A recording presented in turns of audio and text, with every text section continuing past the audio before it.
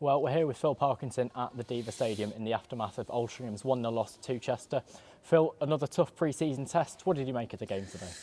Yeah, it wasn't the most entertaining of games, I've got to admit. I thought it was a pretty dull affair. Two contrasting teams in terms of styles of play. Obviously, we are the higher level team, so we should be dictating play far more. Chester have got a reputation under Calla being really steely defensively, really hard to beat. I think we found that today. We have obviously tweaked things with personnel and system, but not massively. So a little bit disappointed with the result because I always want to win a game.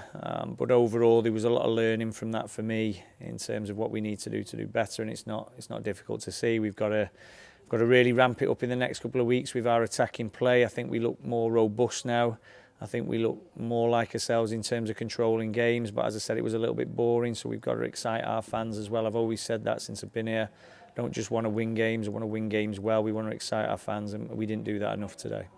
Well, Chester are a team that are tipped to do well this season, potentially being up there winning the title in the National League North. We started the game in control. Did you think that the start was good from the boys, and obviously it balanced out as it went on?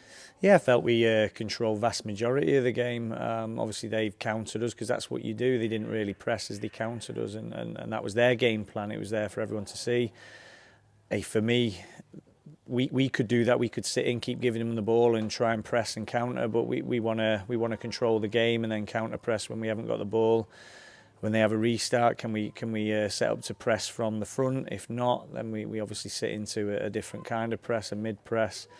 But that wasn't the issue today. It was just, as I said, a bit of a dull, bland affair, and we've got to do better because we did start really well. I thought we were going to cause them a lot of problems, but unfortunately, I don't know if we took our foot off the gas or we sort of played to the level and the ebb and flow of the game, which was very slow. Everyone could see that. We were trying to get them to move the ball quicker. It was obvious when you're playing against a 4-diamond 2 that you need to get down the sides as quickly as possible. We did that really well at times with our switches of play, but we needed to do that even more. So, yeah, overall, good exercise because good minutes in the legs, no injuries. Good to see Justin ramping his minutes up in particular. Joe Nuttle had a great effort, didn't he, from outside the box, and that's probably as exciting as it got for us. But some really positive performances, but some who've got to do more.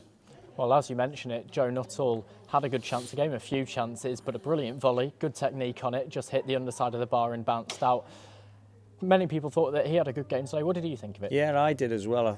Joe's going to get better with confidence, more minutes.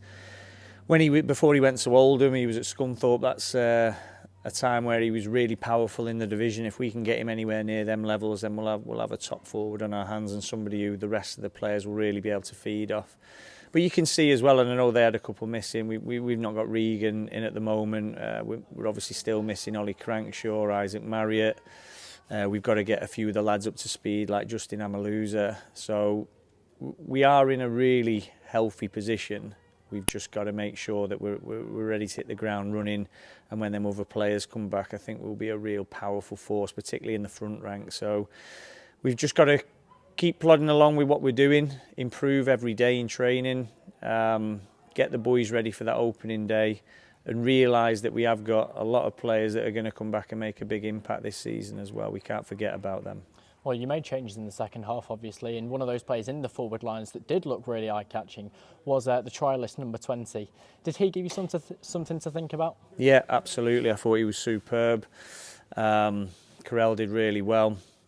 Really positive player. He's somebody that I've known for quite a while now, a number of seasons while he was at Stoke City, so he's one that we're really excited about. Well, Max Tuff was another of those substitutes, of course, signed, extended his contract earlier at the start of this season. What did you make of his second half when he came on? Yeah, I think Max is really pushing. If I'm the other midfielders, I'm looking at Max's performances, and I think I've got to up my game because he's somebody who looks like he's ready to stake a claim for a starting position. And another of those midfielders, Tom Crawford, of course, formerly of Chester here, came back to his former club and was one of those that had experience amongst the ranks today. How do you think he did? Yeah, he's quality, but Tom knows himself. I brought him to the football club to make the box more. The argument will be, well, we didn't really deliver the ball in the box a great deal, but that's what he's got to do for us. That's what he'll bring to us. there's no doubt in his quality. He can find the passes, he can execute all the intricate bits of play that we put into practice. But I brought Tom here to make the box, and we need to find a way of getting Tom on the ball in the box to get him to score some goals. Well, it's Coes and Ashton on Tuesday night. You said after Salford that it was more of a 70-20 blocks of minutes now for players. Will it be another similar approach with the starting 11 on Tuesday night? Yeah, there won't be big rotations. There'll be some coming in because, as I said, it's horses for courses, and there'll be a few lads in and around it now. So you've seen Tyler Golden there. He'll be a starter on Tuesday as an example. There's a number of others who will be similar to him, but we'll be really ramping up the lads who are either pushing or going to be starting come that opening day. So you'll see, a bit like what we've done the last couple of games, I think everyone can see we're not far away with what we're going to start with, but during pre-season, if you're not at it and your standards drop a little bit, then you open the door for somebody chomping at the bit to take your shirt for that opening day, and that's what they're all striving for, to be in the starting 11 come Woking at home. Thanks, Phil. Thank you.